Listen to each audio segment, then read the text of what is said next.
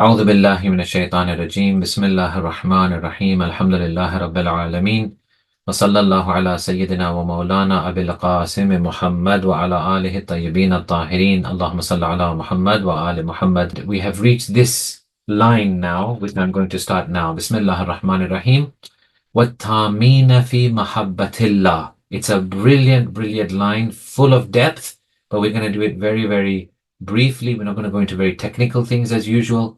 As Sister said, you need to listen to some of the previous ones to understand how do we get to this part that we're at now.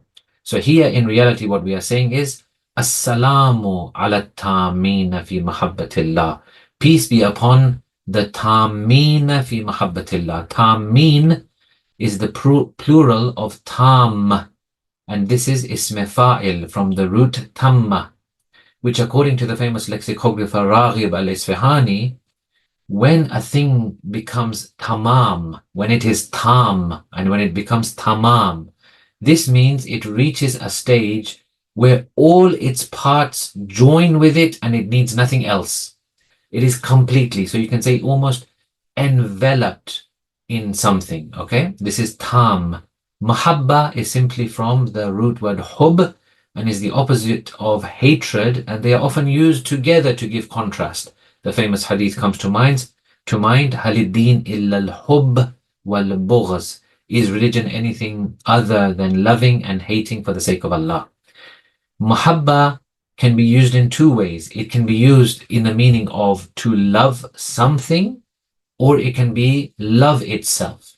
So here the meaning of this line is, peace be upon those who are complete in their love for Allah, completely submerged, enveloped, complete in their love for Allah subhanahu wa ta'ala. Or if we take the second meaning, it means peace be upon those who are complete in being loved by Allah subhanahu wa ta'ala. Both are relevant and valid. Raghib, again, the famous lexicographer, the famous expert of language, he explains, what is love from the side of Allah? Well, it is when He gives His bounties, that is Him showing His love. What is love from the side of the servant towards Allah? It is wanting to be close to Allah subhanahu wa ta'ala. So the explanation is as follows. According to Agha Javadi, what he says is, a human being, insan, naturally, every single human being in their fitra, in their nature, is always seeking perfection and completeness. In whatever we do, whatever we want to do, whatever we always like things to be perfect and complete. Once a person sees something that is perfect and complete, he will be naturally attracted to it and love it. It will occupy a space in his heart. Then he will try very hard to get close to that thing. He may even emulate that thing. So, love on one hand is the result of getting to know something perfect. On the other hand, it is the cause of being submissive and devoted to something perfect. Hence, the more your ma'rifat and understanding of Allah, the more you will love Him. And in turn, the more you will be obedient to Him. You see how beautiful we link these different concepts together to give us a result? The more your ma'rifat and understanding of Allah, the more you will love Him, and in turn, the more you will be obedient to Him. Aimmah alayhimus salam are tamina fi mahabbatillah, completely in love with Allah, or complete in the love of Allah, whichever meaning you want to take. Why? Because they have the understanding of Allah, therefore they love Him, He loves them, and therefore they are so obedient to Him. So there are two things that are required. Number one, this perfection has to be available and existing and accessible to people. Well, Allah subhanahu wa ta'ala is available and accessible to people, and the lover has to gain recognition of it. And Aimmah alayhimus salam are the best ones who have gained the most recognition of Allah subhanahu wa ta'ala. Look at this beautiful hadith from Imam Sadiq alayhi salatu wassalam. إِذَا تَجَلَّى ضِيَاءُ الْمَعْرِفَةِ فِي الْفُؤَادِ هَاجَ رِيحُ الْمَحَبَّةِ. He says, when the light of ma'rifah and recognition shines upon a person's heart, the breeze and the winds of love will begin to flow. What a beautiful way of saying it by Imam Sadiq alayhi salam.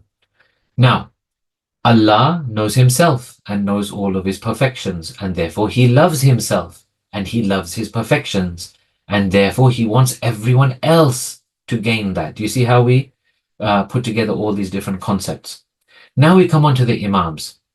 From all of the creatures of Allah subhanahu wa ta'ala, no creature, none knows Allah more than the Imams and Rasulullah and Janabi Fatima. When we say Imams, we're including the 14 Masumin, although this Ziyarat is towards the Imams, yes, but of course in the concept we are including all the 14 Masumin.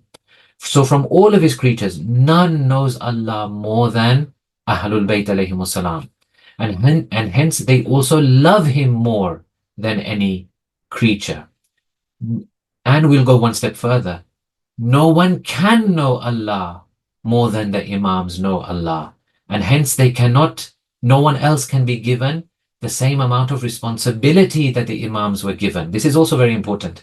When we want to establish the position of Aimmah alayhimus salam, this is what we'll say, that there can not be anyone else to be given Imamah because they were not qualified. Only Imams were qualified because only they knew Allah to the extent that was possible for a human being to know him, to the maximum level that is possible for any creature to know Allah. Only the Imams had that level. Therefore, to speak about leadership and imamat and wilayat and permission in the takwin and the order of Allah for anyone else apart from Aimmah alayhim salam is in fact nonsensical. It doesn't make sense. In fact, everyone else just has to admit that we are not worthy. We cannot know Allah to this extent. Only Aimmah alayhim salam can know him to that maximum extent that any creature can know Allah subhanahu wa ta'ala. So now we will conclude. Today is a very short session. Now we'll conclude. What we will say is the following. To the amount possible, Imams are complete in their ma'rifat and recognition of Allah, and hence their love is also at the maximum amount possible for any creature to have, and therefore all their actions and all their efforts are all done completely for the love of Allah subhanahu wa ta'ala. Hence, they are at-tamina fi mahabbatillah. It is a beautiful line, and we've tried to make it as simple and as understandable as possible. Next week, we may look into some of the further higher points which Agha Javadi gives regarding this line, but for the moment, we will suffice here, inshallah. Now I'm going to look at the chat to see if there are any questions. We'll give it 30 seconds or so. Okay. Sister, it doesn't look like there are any questions, so inshallah we'll conclude. Yes, please. Yeah. So that was our brief discussion on this line of at-tamina fi mahabbatillah. Next week we will see inshallah some more points on this, or we'll go on to the next line. Wassalamu alaikum wa rahmatullahi wa barakatuh.